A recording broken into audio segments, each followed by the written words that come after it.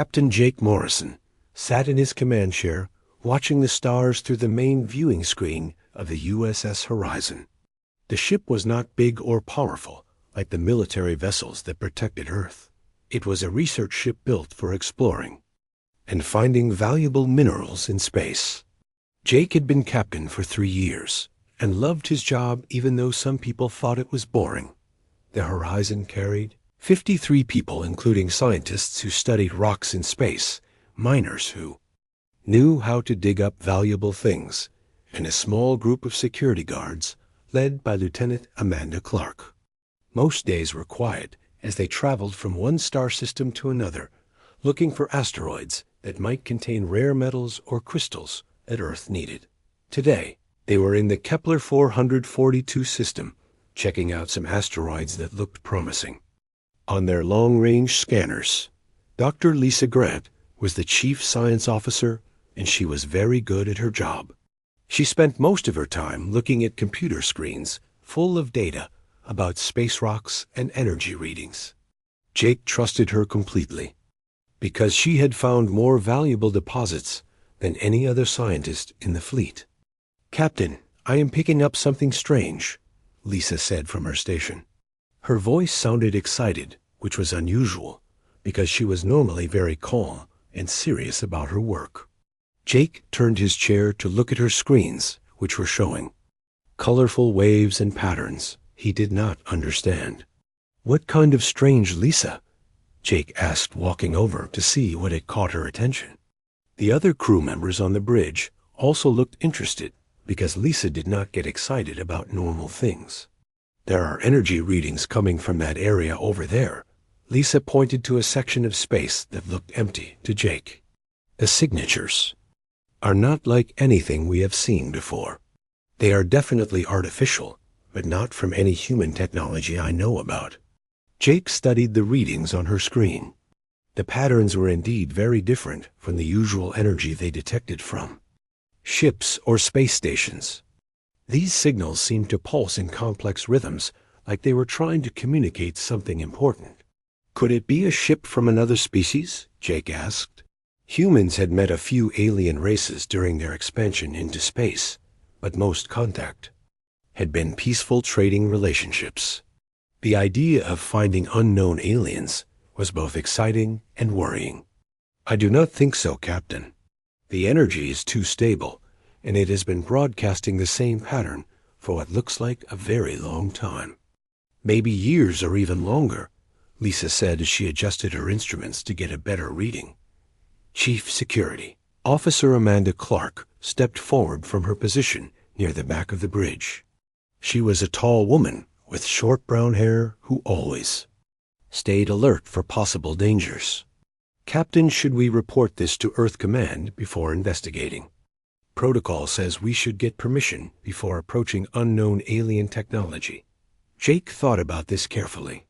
Earth Command was very far away, and it would take weeks for a message to reach them and get a reply back. By then another ship might find whatever was out there and claim it first.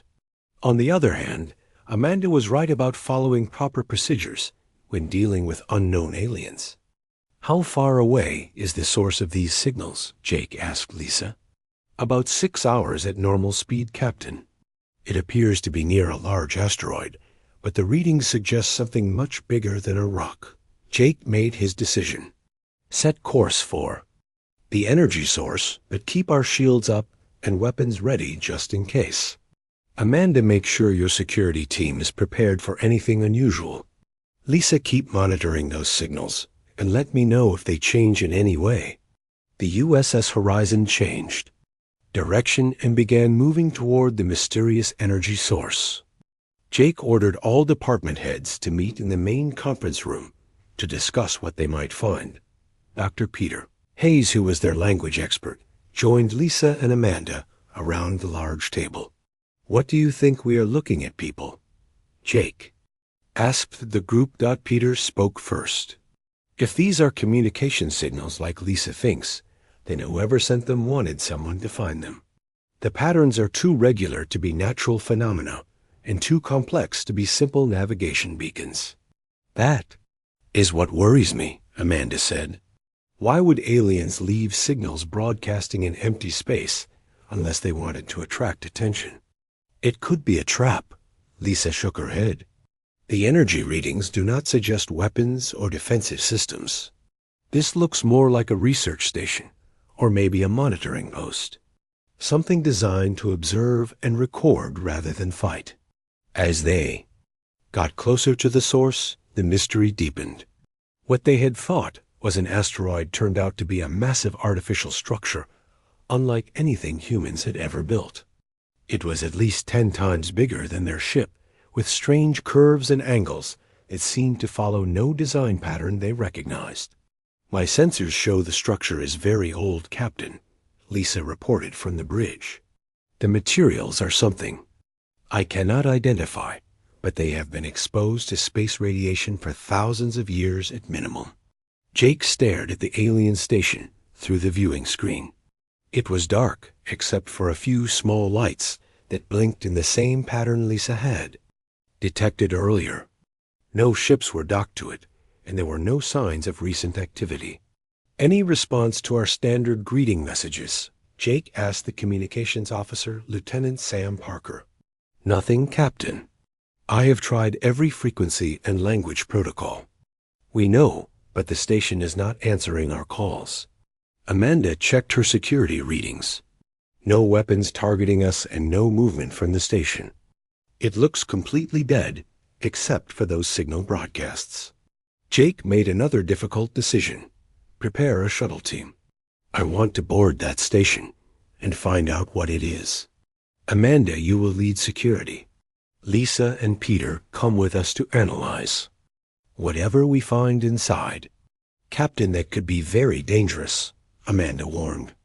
We have no idea what might be waiting inside an alien station. That is exactly why we need to find out, Jake replied. This could be the greatest discovery in human history, or it could be a threat to Earth. Either way, we have a responsibility to investigate. 2 hours later, Jake found himself floating in zero gravity inside the mysterious alien station.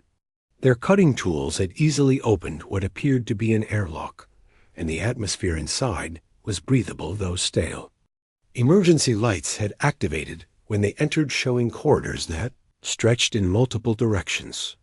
The architecture was beautiful, but strange, with flowing curves and surfaces that seemed to shift color as they moved past. Peter was recording everything with his cameras while Lisa took readings with her scientific instruments. Amanda kept her weapon ready and watched for any signs of danger. Captain, you need to see this, Lisa called from a large chamber they had entered. The room was filled with what looked like computer terminals, but designed for beings much taller than humans. Holographic displays showed star charts and streams of alien text. Peter was already working on his translation computer, trying to make sense of the symbols. This is incredible. The language is unlike anything we have encountered. But there are mathematical patterns I can work with. They spent hours exploring the station and recording everything. Jake began to realize they had found something that would change everything humans thought they knew about the galaxy. The question was whether that change would be good or bad. For his species and his home world. As they prepared to return to their ship, Jake noticed that some of the displays had changed. New symbols were appearing, and the blinking lights throughout the station had become brighter and more frequent. Something had awakened when they arrived, and he wondered if they had made a terrible mistake by coming here. Peter Hayes worked for 3 straight days trying to understand the alien writing they had found on the ancient station. His translation computer processed thousands of symbols while he drank coffee and stared at holographic displays that hurt his eyes. Jake visited the language lab every few hours to check on progress, but Peter always had the same answer. The alien language was incredibly complex and unlike anything humans had discovered before. On the 4th day, Peter finally made a breakthrough. Captain, I think I understand what this place is, he said when Jake entered the lab. His voice was tired but excited as he pointed to a large display showing translated text. "What did you find, Peter?" Jake asked, sitting down next to the exhausted scientist. "This station is some kind of historical archive, Captain. It contains records from dozens of different alien civilizations spanning millions of years. Most of these species are completely unknown to us, and according to these records, many of them are extinct." Jake felt a chill run down his spine. Extinct. How, Peter? Wars or natural disasters? Neither, Captain. They were all destroyed by something called the Harvesters. The records describe them as machine intelligences that travel between galaxies, consuming entire civilizations. They convert all matter into resources for building more of themselves and expanding their reach. Lisa entered the lab at that moment, carrying her own data tablets. "Peter is right, Captain. I have been analyzing the energy readings from the station, and I found something disturbing. When we arrived here, our presence activated some kind of beacon. It has been broadcasting a signal into deep space for the past 4 days." "What kind of signal, Lisa?" Jake asked, though he was beginning to suspect the answer would not be good news. Distress call, Captain. The station was designed to warn other civilizations when the Harvesters return from wherever they go between invasions. Our arrival triggered the alarm system, and now that signal is traveling to every corner of the galaxy." Jake stood up quickly. "How long before the signal reaches other civilizations?" "It already has, Captain," Peter said quietly. "According to the station records, the signal uses some form of faster-than-light communication. Every spacefaring species in this part of the galaxy received the warning within hours of our arrival." Amanda Clark burst into the lab before Jake could respond. "Captain, we have a problem. Long-range sensors are detecting a large fleet approaching our position. At least 200 ships moving at high speed." Jake rushed to the bridge with the others following close behind. The main viewing screen showed distant points of light growing larger as they approached. Lieutenant Sam Parker was trying to establish communications while other crew members monitored sensors and prepared defensive systems. "Any response to our hails, Sam?" Jake asked, taking his command chair. "Negative, Captain. They are jamming all our communications except for one brief transmission. I managed to send toward Earth before they blocked us. The approaching fleet appears to be Zarian hegemony based on ship configurations." Jake knew about the Zarian hegemony from intelligence reports. They were a militaristic empire that controlled hundreds of star systems through conquest and intimidation. Humans had avoided contact with them because Earth was too far from Zarian territory to be worth their attention. That had apparently changed. "Captain, incoming transmission," Sam announced. "They are demanding we respond immediately." "Put it on screen, Sam." The viewing screen changed to show the bridge of a massive warship. The alien commander was tall and thin with gray skin and forearms. His uniform was covered with military decorations, and his eyes burned with barely controlled anger. When he spoke, his voice was harsh and commanding. "Human vessel, I am Supreme Admiral Kethvar of the Zarian hegemony. You will surrender immediately, and prepare to transfer all alien artifacts in your possession. Any resistance will result in the complete destruction of your ship and crew." Jake stood up to address the alien commander. "Admiral, I am Captain Jake Morrison of the Earth vessel USS Horizon. We are conducting peaceful research in unclaimed space under interstellar law. We have no intention of surrendering or transferring anything. Interstellar law does not apply to inferior species human. The ancient technology you have discovered belongs to those strong enough to claim it. You have 1 hour to comply with my demands or face the consequences." The transmission ended, leaving Jake staring at a screen full of approaching warships. Amanda was already coordinating with her security team, while Lisa and Peter returned to the alien station to gather as much information as possible before the Zarians arrived. "Captain, we need to get that archived data back to Earth," Peter said over the communication system. "The information about the Harvesters could save billions of lives if humanity knows what is coming. Sam, did your message to Earth contain any of the translation data? Jake asked. Negative, Captain. The transmission was cut off after only a few seconds. Earth knows we found something important, but they do not know what it is or why it matters.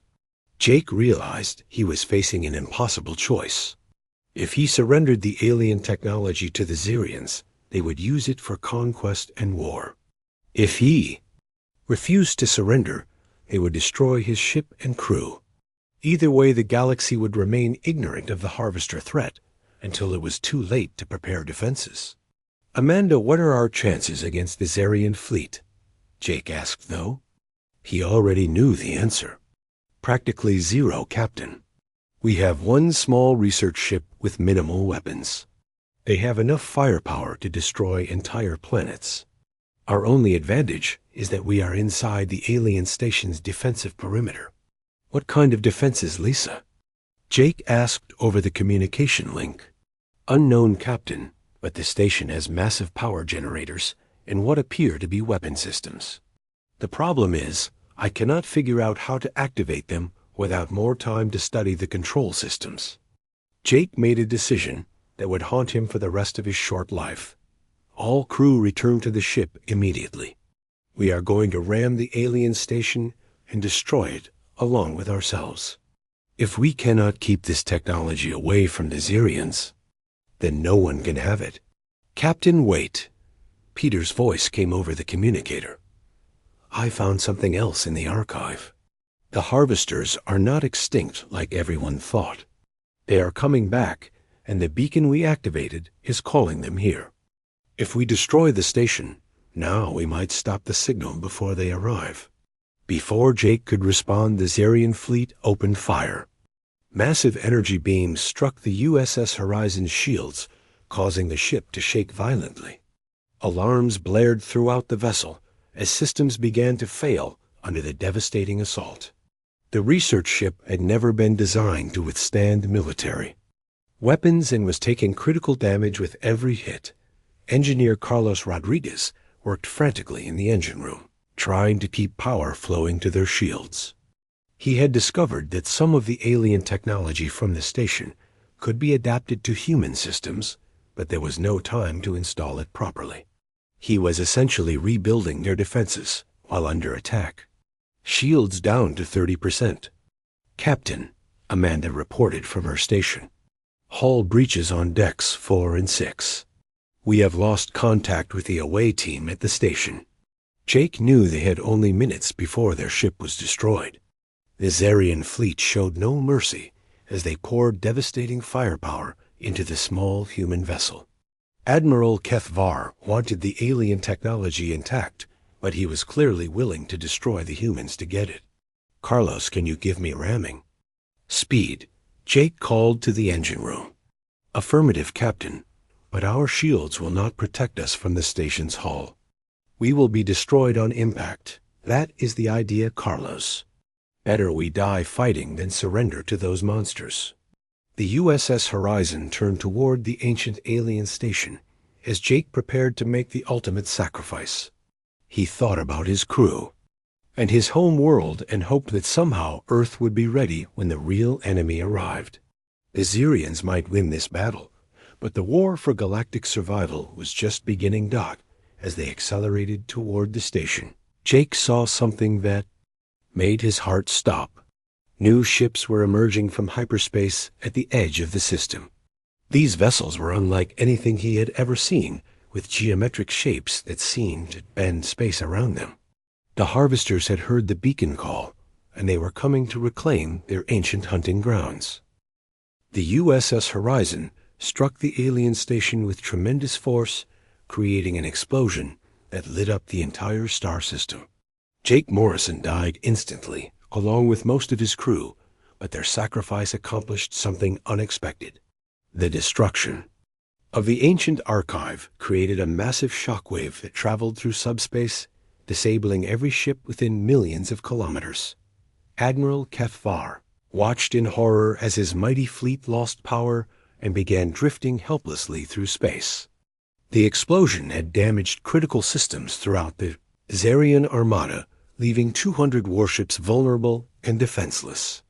Even his flagship, the Void Render, was running on emergency power with most weapons offline. "Report," Kethvar demanded. From his tactical officer, as sparks flew from damaged control panels around the bridge. "All ships report major system failures, Admiral. The humans destroyed something that created an energy pulse, unlike anything our scientists have seen. Engineering estimates at least 6 hours before we can restore full power to the fleet." Kethvar wanted to rage at the foolish humans who had denied him the greatest prize in galactic history. The alien technology could have made the Zarian hegemony the dominant power in known space. Instead, the primitive species had chosen death over surrender, leaving him with nothing but wreckage and disabled ships. Lieutenant Amanda Clark crawled through the twisted remains of the USS Horizon's bridge section, trying to find survivors. The collision with the station had torn their ship apart, but somehow a few sections remained intact with emergency life support still functioning. She found engineer Carlos Rodriguez trapped under debris in what used to be the engine room. "Carlos, can you hear me?" Amanda called as she worked to free him from the wreckage. "Lieutenant, is that you?" Carlos replied weakly. "I thought everyone was dead. The explosion was incredible, but I managed to get into a protective suit before impact." "How?" "Many others survived, Carlos. Maybe a dozen if we are lucky. Most of the crew was killed when we hit the station. Captain Morrison saved us all by destroying that place before the aliens could use it." Amanda helped Carlos to his feet, and they began searching for other survivors. The ship's hull was cracked open in multiple places, allowing them to see the Yasita debris field that had once been the mysterious alien archive. Pieces of advanced technology drifted past their broken windows, but none of it was recognizable anymore. "Lieutenant, look at that." Carlos pointed toward the edge of the system, where new ships were appearing. These vessels were enormous, and built in geometric patterns that made no sense to human eyes. They moved through space without any visible engines and seemed to absorb light rather than reflect it. Amanda activated her emergency communicator, hoping to reach any surviving crew members. "This is Lieutenant Clark to all Horizon personnel. Report to emergency stations immediately. We have unknown contacts approaching and need to assess our situation." 9 crew members responded to her call, including Dr. Lisa Grant, who had been studying the alien station when it exploded.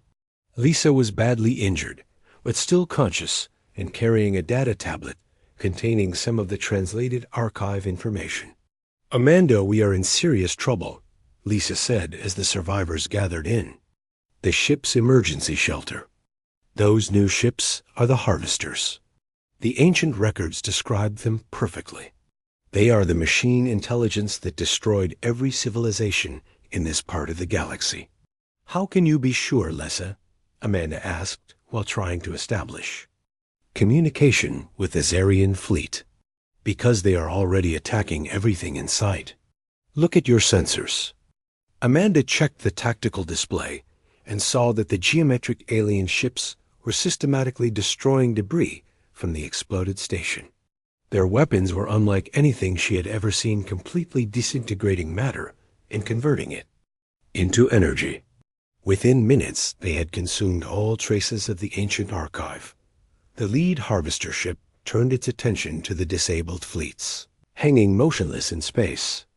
Its first target was a Zarian cruiser that had been badly damaged in the initial explosion. The machine intelligence fired a beam of pure destruction that cut the warship in half before beginning to harvest its materials. Admiral Kethvar watched, his ships being destroyed one by one, while his own vessel remained powerless to help them. The harvesters showed no interest in communication or negotiation. They simply attacked and consumed everything they encountered with mechanical efficiency. "Admiral, incoming transmission from the human survivors," his communications officer reported. "Put them through," Kethvar ordered, wondering what the primitive species could possibly want at a time like this. Amanda's face appeared on his main viewing screen. She was clearly injured and speaking from a damaged ship, but her voice was steady and determined. Admiral Kethvar, this is Lieutenant Amanda Clark of the destroyed vessel USS Horizon. We need to work together if any of us are going to survive. You expect cooperation after your captain destroyed the greatest prize in the galaxy, human, Kethvar replied angrily. That prize would have gotten us all killed, Admiral. The station contained warnings about these harvester machines, and now you can see why every civilization feared them. They do not negotiate or show mercy. They simply consume everything in their path. Another Zarian ship exploded as a harvester vessel tore it apart with weapons that seemed to ignore physical laws. Kethvar realized that his pride and anger were less important than survival at this moment. What do you propose, human? He asked grudgingly. My science officer has some information from the alien archive. According to the records, the harvesters have weaknesses, but it will take our combined knowledge to exploit them. Your ships have the firepower, while we have the intelligence data. Dr. Lisa Grant moved into view beside Amanda, despite her obvious injuries. Admiral, the explosion created an energy signature that seems to confuse their targeting systems. If we stay close together and coordinate our movements, we might be able to escape the system before more of them arrive.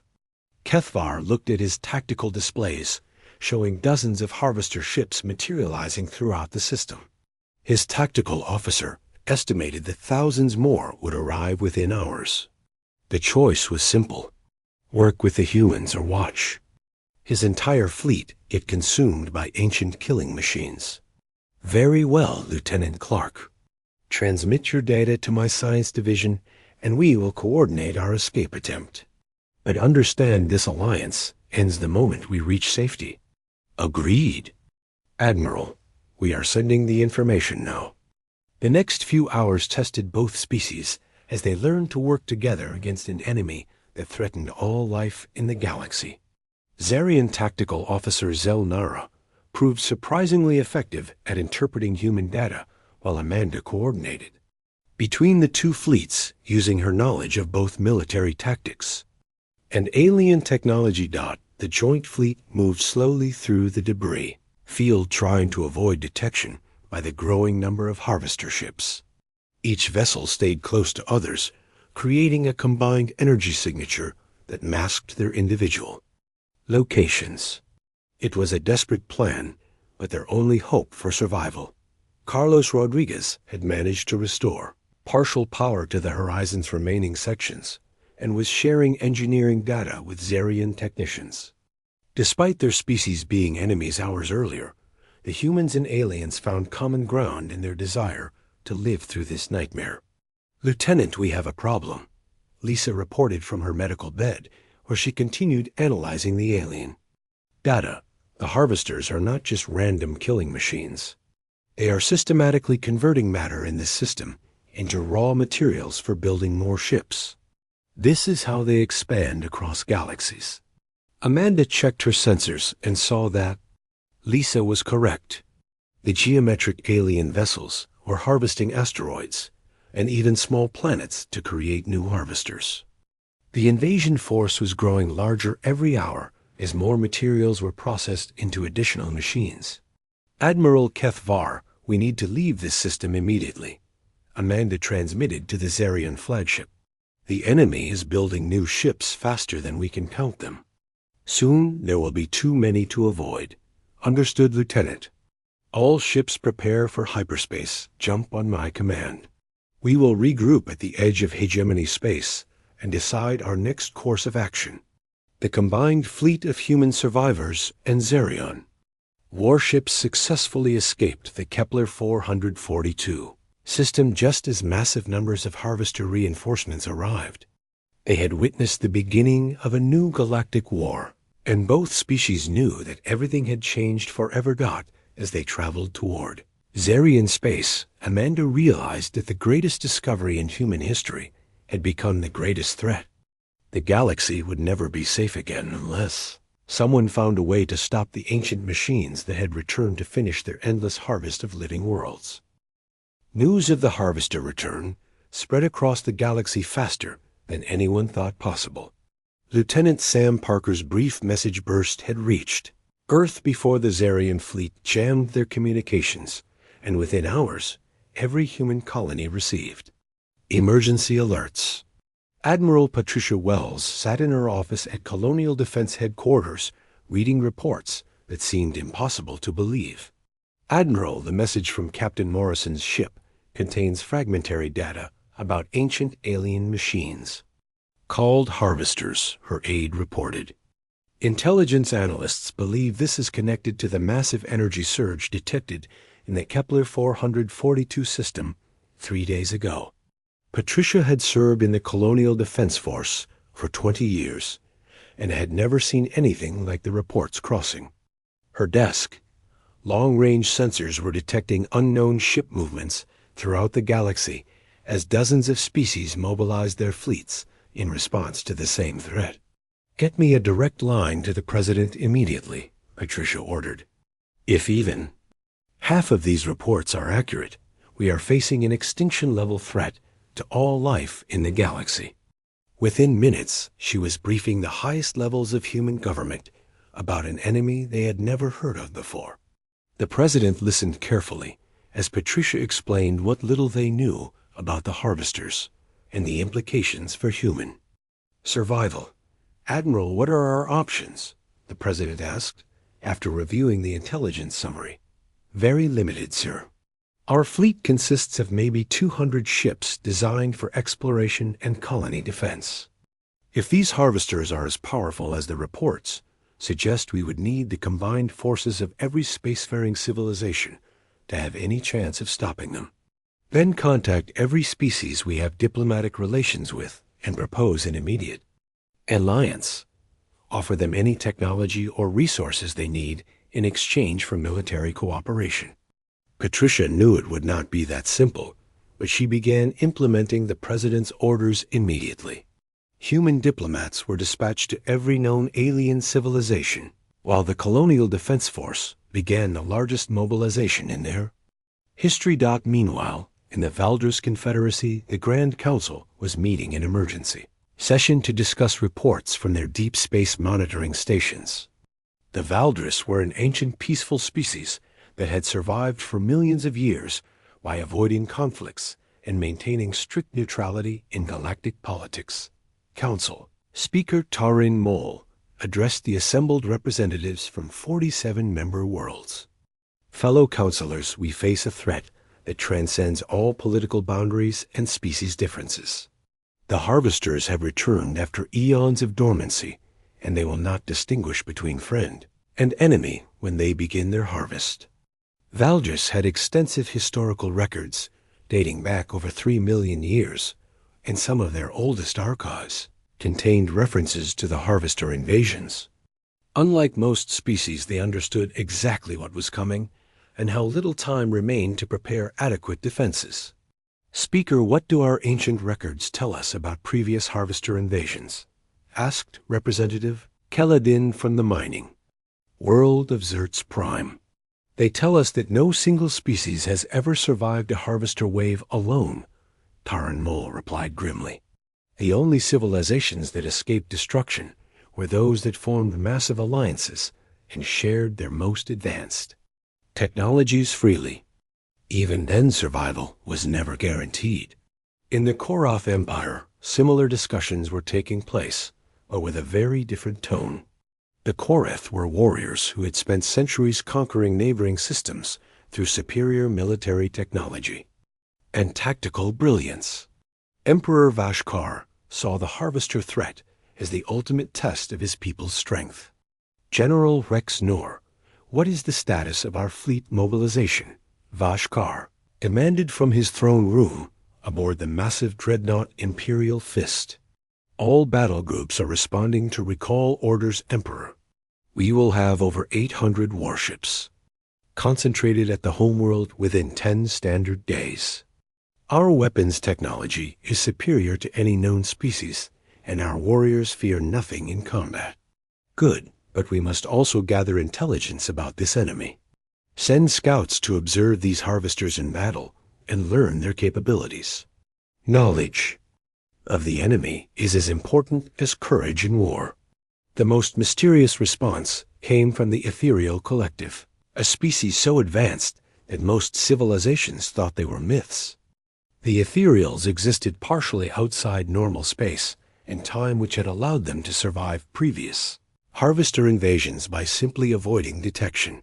Collective Prime sent a single message to every spacefaring species in the galaxy using communication methods that bypassed all known technology. The message was brief, but contained information that changed everything. The harvesters are not invincible, but they adapt quickly to any weapon or tactic used against them. Previous civilizations failed because they fought using conventional methods against an enemy that operates beyond normal physical laws. Victory is possible, but only through approaches that the machines cannot predict or counter. On Earth, Admiral Patricia Wells was coordinating the largest intelligence gathering operation in human history. Every deep space monitoring station was redirected to track harvester movements while human scientists analyzed the fragmentary data from Captain Morrison's ship. Dr. Frank Miller led the research team trying to understand the alien archive information that had been transmitted before the USS Horizon was destroyed. His team worked around the clock, translating symbols and studying energy patterns that seemed to defy everything they knew about physics. "Admiral, I think we found something important," Frank reported during their daily briefing. "The harvesters appear to be quantum mechanical entities that exist in multiple dimensions simultaneously. This explains how they can ignore physical barriers and why conventional weapons are ineffective against them." "What does that mean for our defense planning, Frank?" Patricia asked. "It means we need to completely rethink our approach, Admiral. Fighting them with normal weapons would be like trying to destroy a hologram by shooting the wall it is projected on. We need weapons that can affect quantum dimensional structures." The breakthrough came from an unexpected source. Engineer Carlos Rodriguez had survived the destruction of the USS Horizon and was working with Zarian scientists aboard Admiral Kethvar's flagship. Despite their recent enemy status, the two species were sharing critical information about harvester technology. "Lieutenant Clark, I think I understand why the station explosion affected the harvesters so strangely," Carlos reported during one of their regular communications with Earth. "When Captain Morrison rammed the archive, the quantum resonance created a feedback loop that disrupted their dimensional anchoring systems." Amanda was now the senior human officer among the survivors and had been coordinating between the human and Zarian fleets. Her tactical skills combined with her knowledge of the alien archive data made her invaluable to the Alliance. "Explain it in simple terms, Carlos," Amanda requested while copying the information to Admiral Wells on Earth. "The harvesters exist in multiple dimensions, but they need anchor points in our reality to affect physical matter. The explosion created quantum static that made it harder for them to maintain those anchor points. That is why they seemed confused, and their targeting was less accurate. This information reached Earth just as human diplomats were making contact with other species about forming a galactic alliance. The quantum disruption theory gave them something concrete to offer potential allies instead of just asking for help.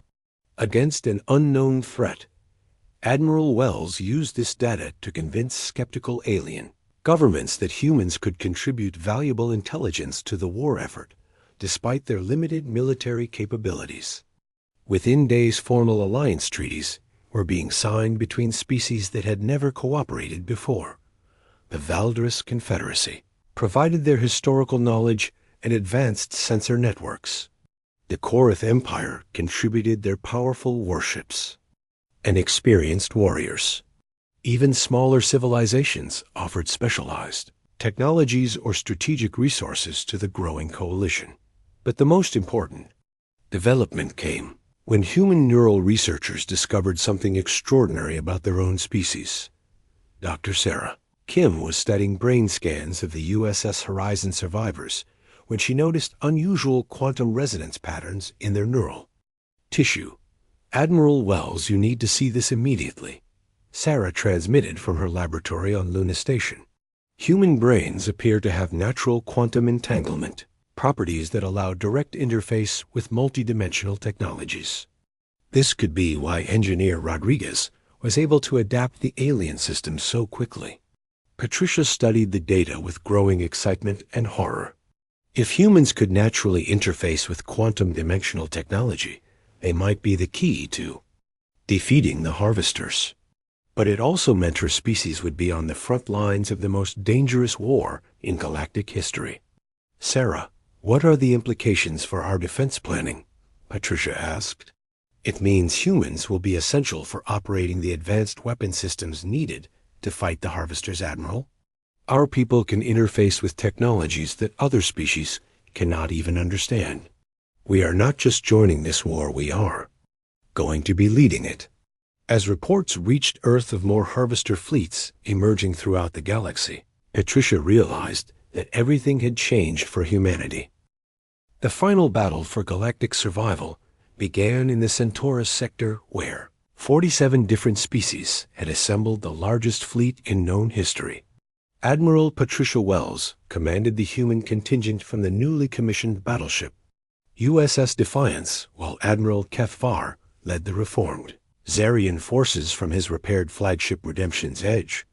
The combined armada stretched across millions of kilometers of space with over 10,000 ships representing every major civilization in the galaxy. Valdr's science vessels worked alongside Korath dreadnoughts, while smaller species contributed specialized support craft and advanced technologies that had never been shared before. Lieutenant Amanda Clark stood on the bridge of a Valdr's destroyer, called Harmony's Voice, commanding a mixed crew of humans and aliens. Her experience fighting the harvesters in the Kepler 442 system had made her one of the most valuable tactical coordinators in the entire fleet. Amanda, are your neural interface systems ready? Admiral Wells asked over the fleet communication network. Affirmative, Admiral. All human operators report successful connections with their assigned alien vessel control systems. We have established quantum links with over 3,000 ships across the fleet. The quantum neural interface technology had been developed in the months following the first harvester encounters. Human brains could naturally connect with multidimensional alien systems, allowing them to coordinate massive fleet movements with unprecedented precision. It was humanity's greatest contribution to the Galactic Alliance.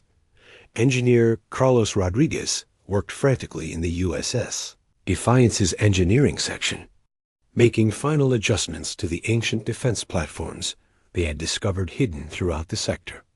The Ethereal Collective had provided the locations of these dormant installations built by long-dead civilizations to fight previous harvester invasions. Admiral, the defense platforms are responding to human neural commands, but I'm not sure how long they will remain stable, Carlos reported. These systems are millions of years old, and they were never designed for our brain patterns. Do your best, Carlos.